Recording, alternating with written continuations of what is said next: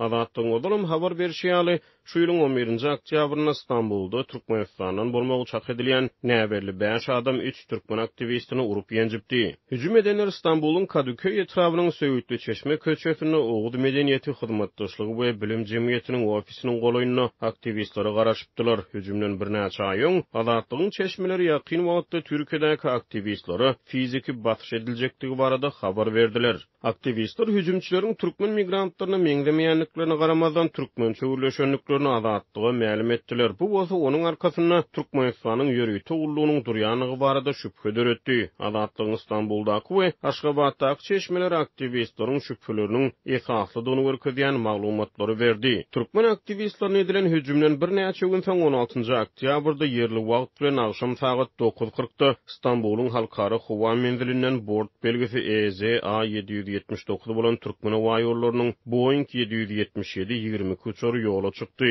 T-5-486 belgili ugur ýük reýsidi. Uçor ýükden başga da 20 golaý türkmen raýatyny alyp gitdi. Olardan 5-si Azatlyk radiosyna ma'lum bolşuna görä Türkmenistanyň Milli Howpsuzlyk Ministrliginiň işgärleri bolmaly.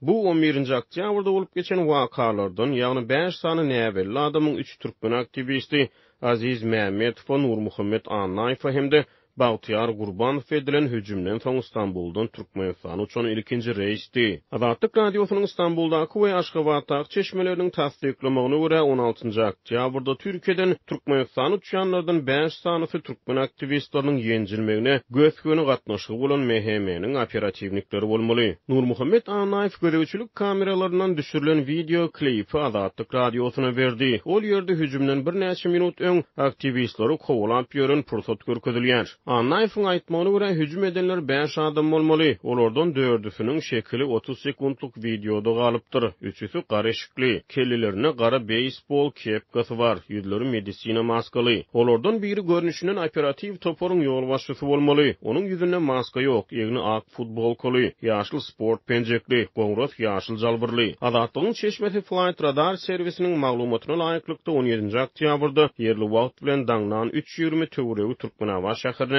T-5-486 reýsi bilen gelen uçuryň ýolagçylaryň arasynda hutşuny hem tanapdyr. Beýleki üçsini tanap bilmändir, ýogsa olaram dik boýly hem sagdyn bedenli görnüpdirler. Bäşisiniň hem boýy 180-185 sm bolan sportçylary çalymdaşdy. Bäşisi de gara papakly hem gara geyimlidi. Diýip Türkmenistanyň Milli Howpsuzlyk Ministrliginiň operativnikleri diýilip çak edilýänler Istanbuldan Türkmen hawa şäherine uçmadan ozal gören bir çeşme aýdýar. Video ýazgyda bolanlardan bir adam tanadyan Azatlygyň Aşgabatdaky çeşmesi hem aktivistleriň ýenjilmegine gatnaşanlar diýilip çaklanýan 5 adamyň 17-nji oktýabrda Türkmen hawa şäherine gelenligini tasdiklady. Solun olar dissine Aşgabatda gitdiler. Bellemeli tarapy Türkmenistana gelýänleriň hemmesiniň sultan ritmiýetleri hem 3 hepdelik karantinden geçmelidigi hukmany. Mysal üçin geçen Tumus Moskwadan gaýdyp geleninde hatda Gorunlyk ministri Begenç Gündogdiýew hem karantinde boldy. Ýöne ol talyp mahkemeniň operativ gullukçylaryna degişli bolmady. Ähtimal bu maglumatlaryň tyzmagynyň öňüne almak çäresi bilen baglanşyklydyr. Diýip Azatlygyň çeşme saýdýar. Öz howpsuzlygyna nätiýaj edip çeşmeler azatlyk bilen öz iş ýerleriniň görnüşini aýan etmezlik şerti bilen gürleşmäge razy boldular. Ýöne bellemeli tarapy ozalam ygtybarly maglumat beren Aşgabatdaky bir çeşme Azatlygyň habarçysyna öýde çykyp mahkeme işgärleriniň Istanbulda raýat aktivistlerini urup ýençmek çäresine gatnaşmagynyň çaklanýanlygyny ma'lum edipdi. Azatlyk radiosynyň Türkmenistanyň Milli Howpsuzlyk Ministrliginden bölümiň 5 işgäriniň Istanbulda edýän işleri barada düşündürüş almak üçin edin köp finansiýatlary şowsuz boldy. Şeýle hem Türkmenistanyň Istanbulda konsullugynyň tesbir almak mümkin bolmady. Bu material taýýarlananda hüjüm edenleriň Türkmenistana gaýdyp baranyny görkezýän başga bir zat bolup geçdi. Rehimsiz urulmagyň pidalaryndan biri Nur Muhammed Anaýew bilen 30-njy oktýabrda Türkmenistanyň YouTube blogçysy Şatlyk Şeýhiýew habarlaşyp hüjüm wagtynda gulanan şahsy zatlarynyň onuň ýanyndadygyny aýdypdyr. Ýatdasak aktivistleri ýenjiligi çak edilýän mahkeme gullukçylary Nur Muhammed Anaýewiň içinde dokumentleri, telefony, öýüniň hemde Oğuz Medeniýeti Hyzmatdaşlygy we Bilim Jemgyýetiniň ofisiniň açarlary bolan sumkany tor bilen alypdylar. Azatlyk bilen söhbetdeşlikde Anaýewiň aýtmagyna görä daşardaky türkmen aktivistlerine garşy töhmetçilikli çykyşlar bilen tanalýan Şyhyýew öz aýdanlaryny suwut etmek üçin ogurlanan açarlaryň suratyny beripdir. Anaýew suratdaky açarlaryň hakykatdan özüniň küdügini aýdýar. Ýöne hiç açan olary surata düşürmeýändigini, şonuň üçin suraty şol açarlar kimde bolsa, diňe şonuň iý berip biljekdigini düşündirýär. Azatlyk şatlyk Şyhyýew bilen habarlaşmagy başardy. Azatlygyň soraglana jogap bermekden gaça durýanlygyna garamazdan ol açarlaryň dogurdanam özüne degini tasdiklady. Hawa, men açarlaryň suratyny iý berdim. Ýöne nädip iý berendigimi, suraty nireden alandygymy aýtsak däl. Munuň üçin goý ol Anaýew kellisini döwsün. Eger ol meni suwdy bermek islese, goý kaziýeti ýüz tutsun, diýip Şyhyýew ma'lum etdi. Azatlyk onuň Istanbulda uğurlanan zatlaryň Türkmenistana nädip baryp ýetmegini soranna aktivistlere garşy görüşüji blogçy. Gelin men size şeýle diýeýin. Belki ol açarlar uğurlanan däldir, amen alandyryn. Belki de ol açarlary maňa sowu tökmünde berendirler. Belki de men onu buýrandyryn. Ine size sapaň üçüji, haýsysyny halasaňyz şonu da tutun, diýip teklip etdi. Hem de türkmen aktivistlerini ýigrenýänligi sebäpli muny edýänligini aýtdy.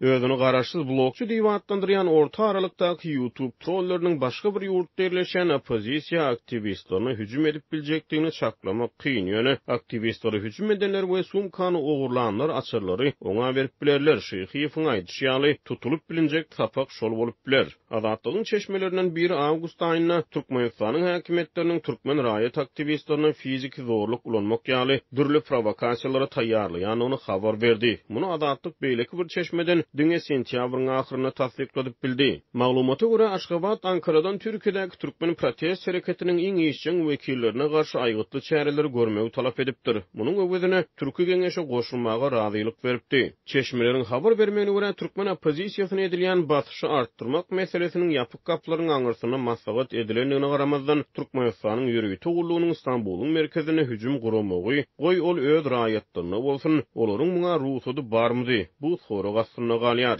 Türkiýanyň daşary işler we içeri işler ministrliklerinden haýsydyr bir tesbir almak mümkin bolmady. Türkmenistanyň Milli Howpsuzlyk ministrliginiň eşikärleri Türkiýede öz şahsy islegleri bilen zorlukly jinaýatlar etmek üçin gelen bolsalar, olaryň bu hereketini 3 ýyl mundan ozalky Saudy Arabistanyň hereketleri bilen deňeşdirip bolar. 2018-nji ýylyň oktýabr aýyna Saudy Arabistanyň Istanbulda konsullugyna 15 adamdan ibarat ýürüýte jinayet topory Saudy Arabistanyň dissident jurnalisti Jamal Khashoggi'ni rehimsizlik bilen ýok edipdi. Urulup ýenjilmegine garamazdan türkmen aktivistleriniň bagtyna adam pidasy bolmady. Olar agyr ten yarasyny aldylar. Aziz Mämmedowyň gözüne şüket ýetdi we burnu döwüldi. Bagtyar Gurbanowyň ýeňsesi döwüldi. Hem güýçli urgudan ýaňa betonyň üstüne ýykylyp beýnisine sarskyny inni. Oňa ýadynyň bölekligini ýitmegine diagnoz goýdular. Nurmuhammed Anaýew hem elinden şüket aldy. Türkmen aktivistlerine edilen hüjümden dogry bir ay geçen soň Türkmenistanyň prezidenti Gurbanguly Berdimuhammedow türki dilli döwletleriň hyzmatdaşlyk keňeşiniň sammitine gatnaşmak üçin Istanbula geldi. Türkmenistana dowam edýän aşlyk, işçilik ýaly açaçan agyrlaşan sosial-ykdysady meseleler hem ýurdun içinde hem de daşynly adamlaryň nägililigini artdyrdy.